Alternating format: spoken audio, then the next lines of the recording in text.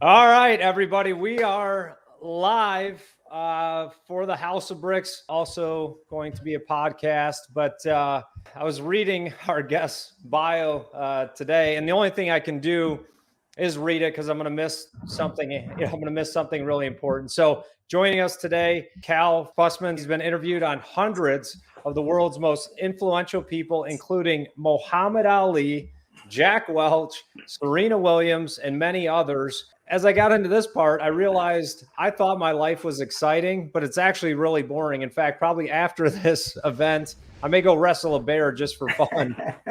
But Cal has done swimming with tiger sharks. He's rolled with gorillas in Rwanda. He's searching for gold on the Amazon. He's boxed against world champion Julio Cesar Chavez. So I'd love to welcome you to the House of Bricks, Cal. Thank you very much. And let's build something good today. Well, we're going to do it, and we're going to do it through something that you are a master of, which is storytelling. And what I tell people, especially the entrepreneurs that we work with, and as you know, the House of Bricks really inspires people to use every opportunity as a place to build strength. And we call it living brick by brick. And, it's really how you respond to adversity that's going to shape your life. But I tell everyone that they have a story that they were designed to tell in only a way that they can tell it to impact the right person at the right time. So that's about as good as I can get to tee you up today. But love to hear a little bit more about your story and journey as a storyteller.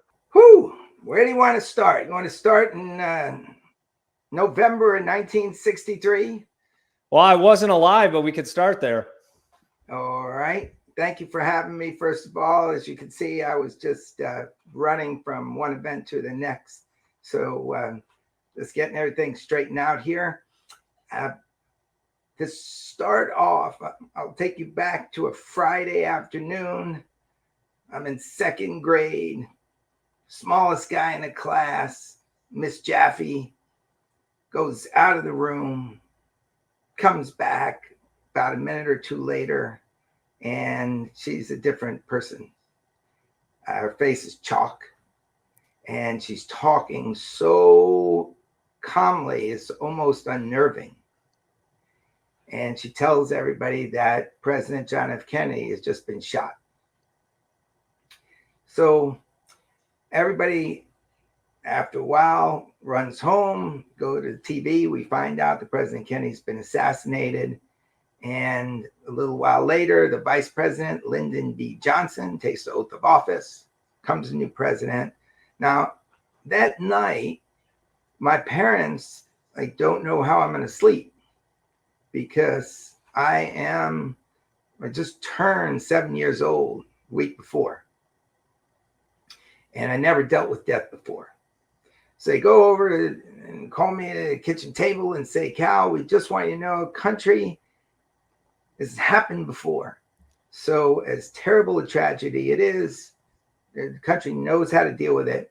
And we want you to know you can sleep well tonight because tomorrow morning, you're going to have breakfast just like you did last Saturday and go out and play like you did last Saturday. So everything's going to be fine.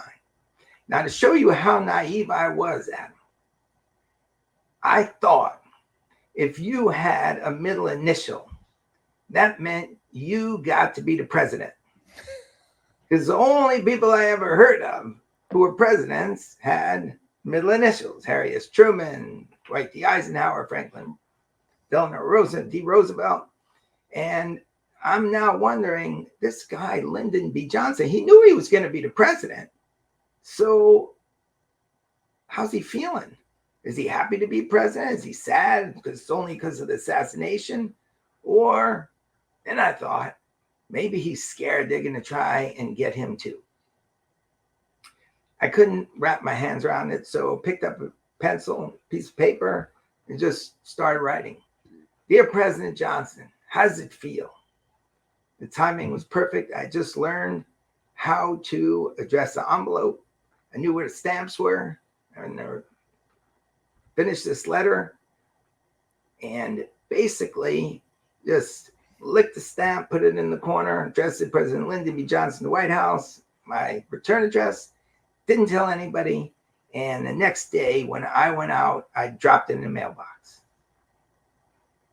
Well, a month later, I forgot about it. But 6 months later, my mom comes racing into the apartment with an envelope in her hand. And it's from the White House, addressed to me from the president. And we open it up, and it's kind of amazing because he's not addressing me as a second grader. He's addressing me with dignity. He's basically, and the way we knew this, the second sentence started something like, in answer to your query.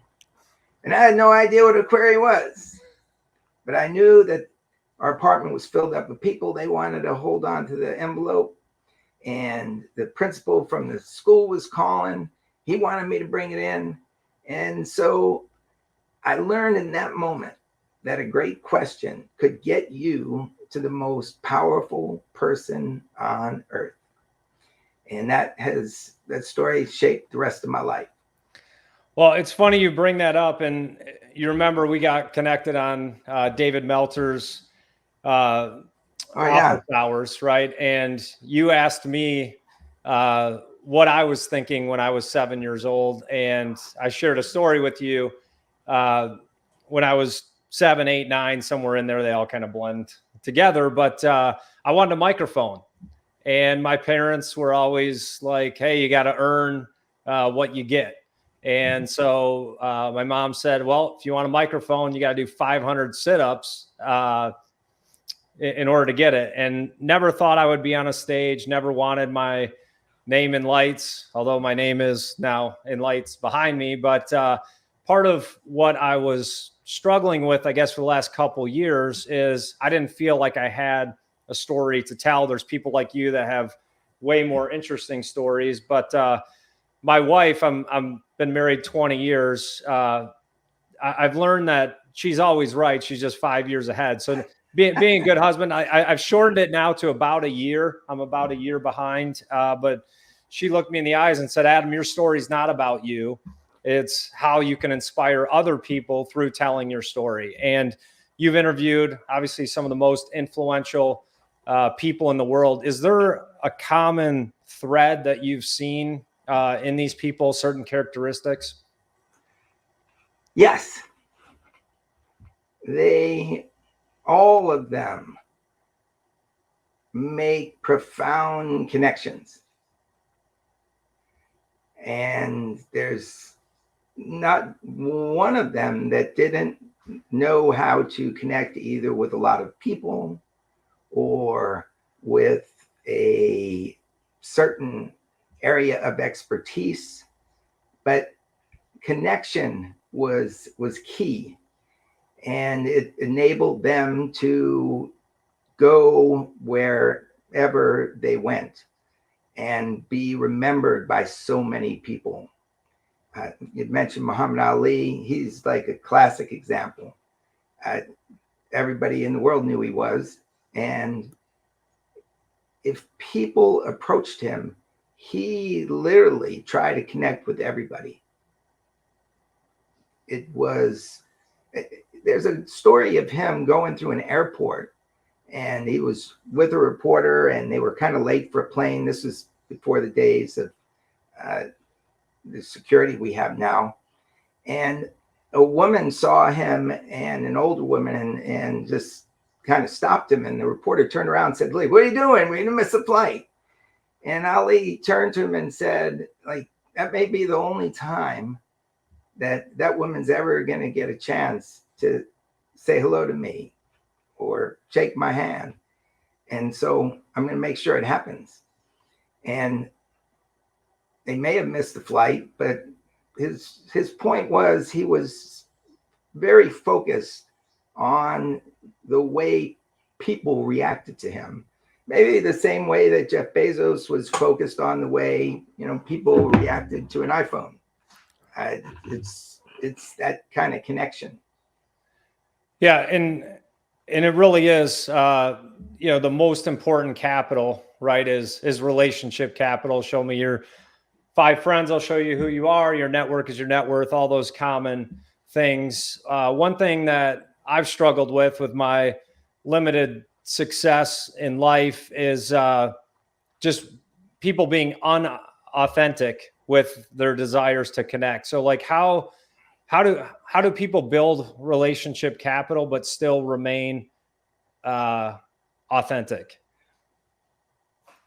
Can you tell when somebody is being inauthentic when they approach you? Now I can after 15 years of practice. It doesn't take long. Well, was there a marker where you could start to tell? Honestly, it's intuition. You develop over time. So there was no like exact moment where you could look up and say, you know what, that person's kind of full of it. Nothing I can identify. Like I said, I've got those street smarts. Okay. Like for me, I remember going to college and most everybody was like who they were. And then you had people who would like maybe even be trying to sell something at a young age. And they hadn't developed a layer of authenticity with the salesmanship. And so they might be walking over to everybody they meet, shaking hands the same way, introducing themselves the same way. And everybody can just see that this is how this person rolls. And you get to a point where people are just acting natural and making you feel comfortable, and you just know it. Maybe like what you're just describing, after a certain time, you figured it out. Yeah, I think it's a learned skill set. And just to talk to you a little bit about the House of Bricks platform, right? It's a place where we have people actually come and share their story. I'm sure you've learned interviewing these influential people. No one has a straight rise to the top, and it's how they respond to adversity that they're able to make progress, turning obstacles into stepping stones. A majority of our listeners are entrepreneurs and founders of businesses. How would you relate storytelling to being an entrepreneur? Oh man. If you can't tell your story as an entrepreneur, how are you going to sell your product? It's almost impossible. You can't have one without the other. Or if you are somebody who can figure out how to make the product but can't sell it, you need somebody to tell the story about it, because I can't see how you could possibly sell something if you can't tell the right story about it, if you can't tell what it authentically does for you. Yeah, and it's amazing. There's so many great technologies out there, so many different platforms and products that never make it. They don't succeed. 9 out of 10 startups fail. And what you said was very similar to what David said on our live event yesterday. Like, if you can't communicate the quantitative value of what it is, the problem that you're solving, and what the outcome is going to be, you might as well just pack it up because you got to be able to tell the story. And just from your experience in telling stories, like, where does someone start in that process to develop those skills? Okay. All good storytelling. And look, this really is measured up against what an entrepreneur is dealing with, because an entrepreneur is solving a problem, which means that there's a vulnerability. And all great stories, all good stories, they start with vulnerability. There is a vulnerable character, and the hero's journey that's been identified over the years, and it's been employed back to ancient Athens, starts with that vulnerable character, and then that vulnerable character gets you to be in their shoes because you know their vulnerability and you see that they have an intention to surmount it. So those are the first two steps of the hero's journey. The third step, conflict inevitably arises. And in business, you know that conflict is going to arise. So everything is perfectly aligned there when it comes to a personal story. And then a mentor appears. Somebody will show up that will offer a suggestion, an idea that will help the vulnerable character get past the obstacle to make a transformation. So that's step 4 is the mentor. Step 5 quite often is the conflicts are not done. The conflicts keep coming. It's sort of like a Godzilla movie, always figures a way to come back. And the last step is a step of transformation. So if you just follow those 6 steps, you can tell your personal story. But it kind of gets interesting when it moves over to business because, and this is where I've seen a lot of people make mistakes. They think that the business they started makes them the hero. And it doesn't work that way. In a business story, it's the customer who's the hero. The customer is the vulnerable character. And the customer has an intention to surmount the vulnerability. The customer is being impacted by conflicts. And then the business becomes the mentor.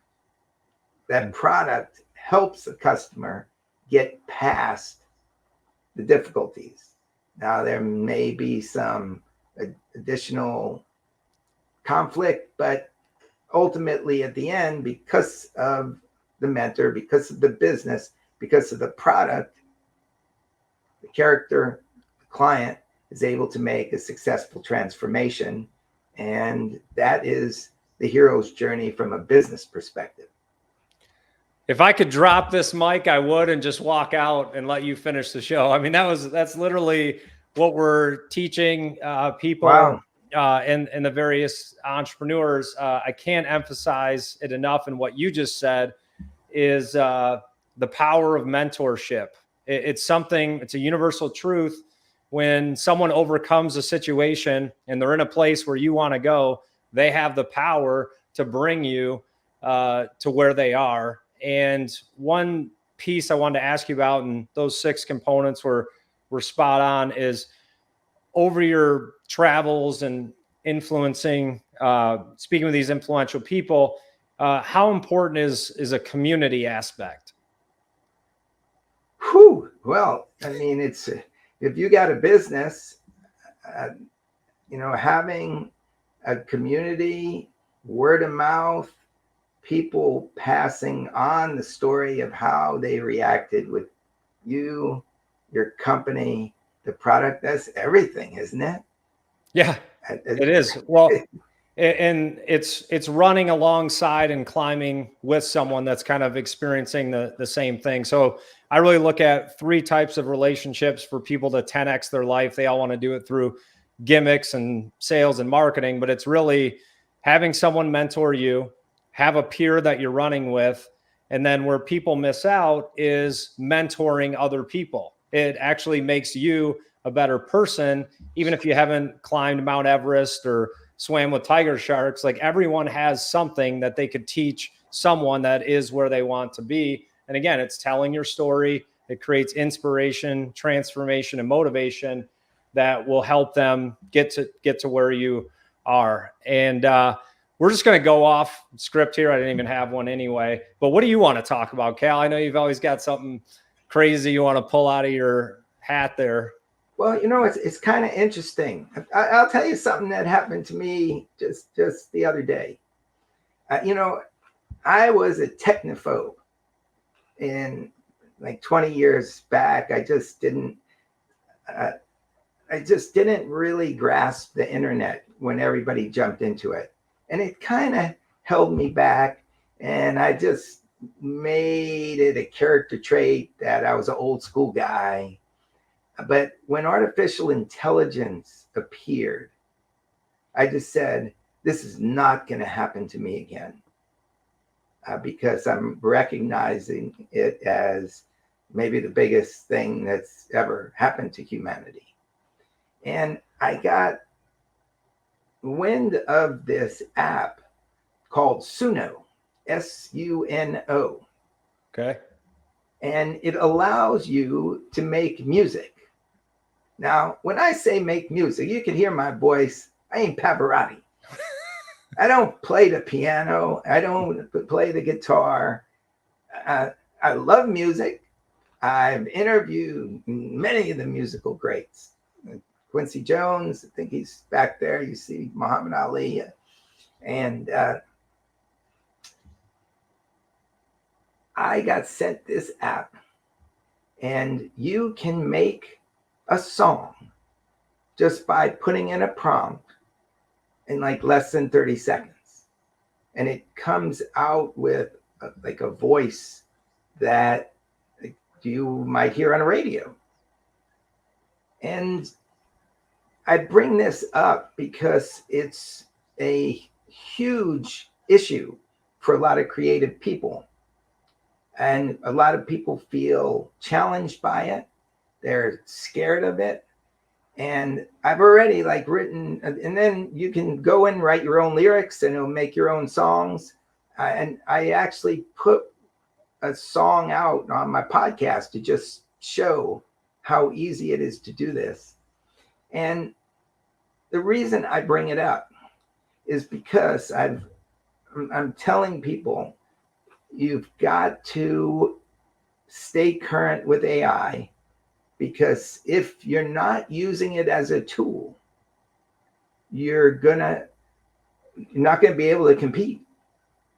And if you use it as a tool, you're going to put yourself in a completely different space.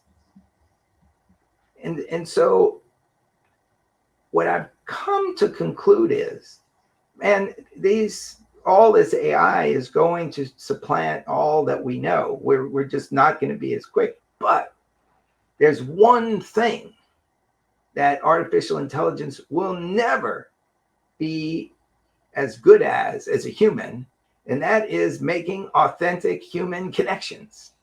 I agree. And that is what we got to double down on while we use AI as the tool.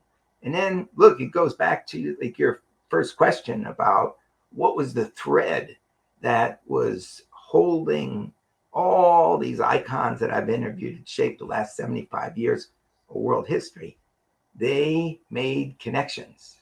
And so we don't want to feel isolated over time, especially in the age of remote work. Comes back to what you're talking about with communities and staying attached, because that is going to be one of the most, if not the most important thing that we got. Everything else AI is going to be able to do better.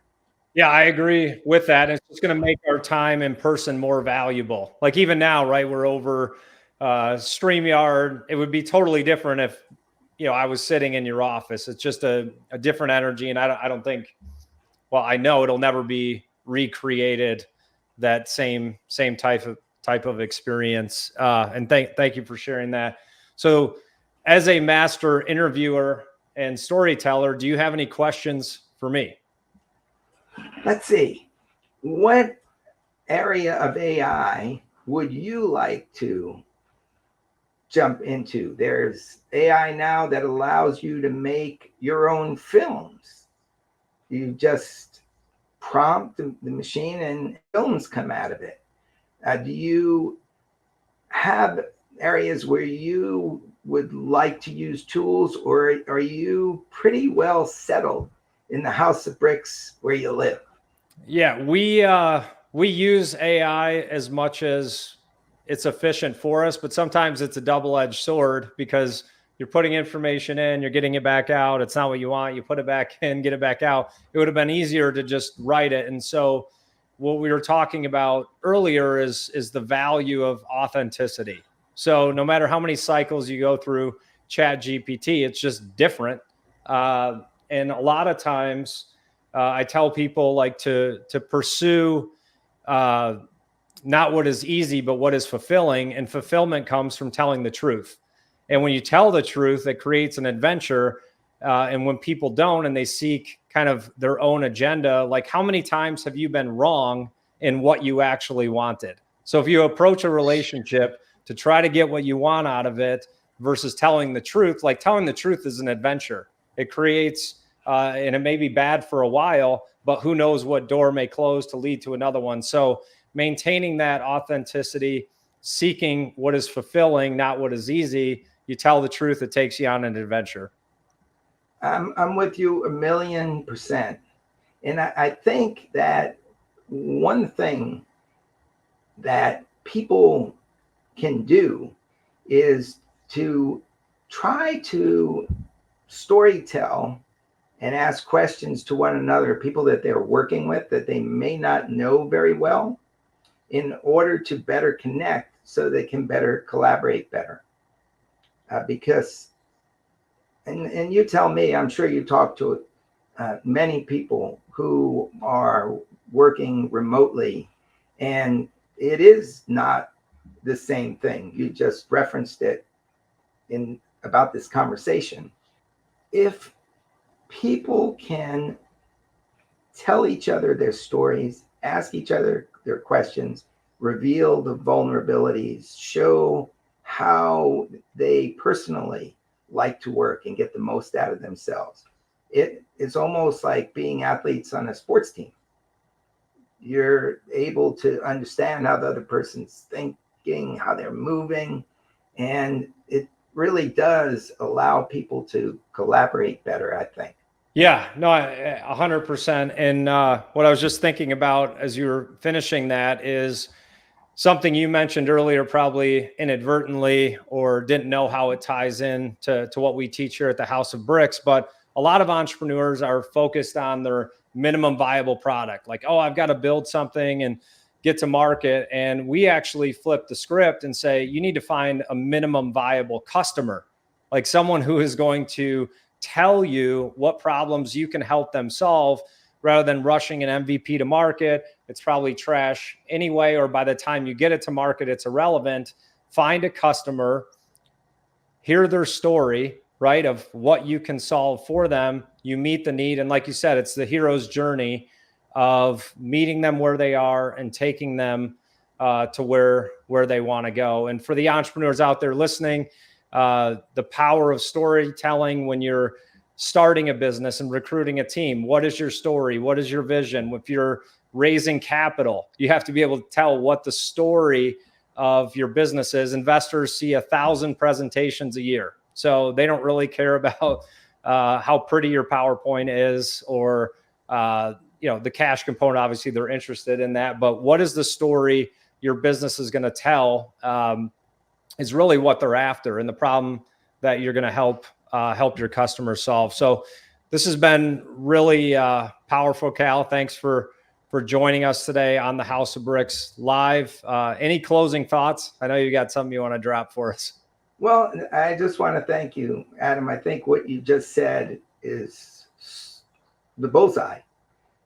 Like, if you know who the customer is, and you can then connect with that person well before they're the customer, and ask the questions that pull out their hero's journey, then you're in the place to create what will make the hero's journey work. And that's very different from everything that I learned growing up about being a writer, because many times when you're writing, you're thinking of it, oh, this is my story. But what you're recommending is think of what you're doing as your customer story. And if you will do that, then you're going to make your customers happy. And once the customer is happy, you're going to be happy. Absolutely. All right. Well, as we wrap up, I want to thank everyone for joining. I still see people on here commenting.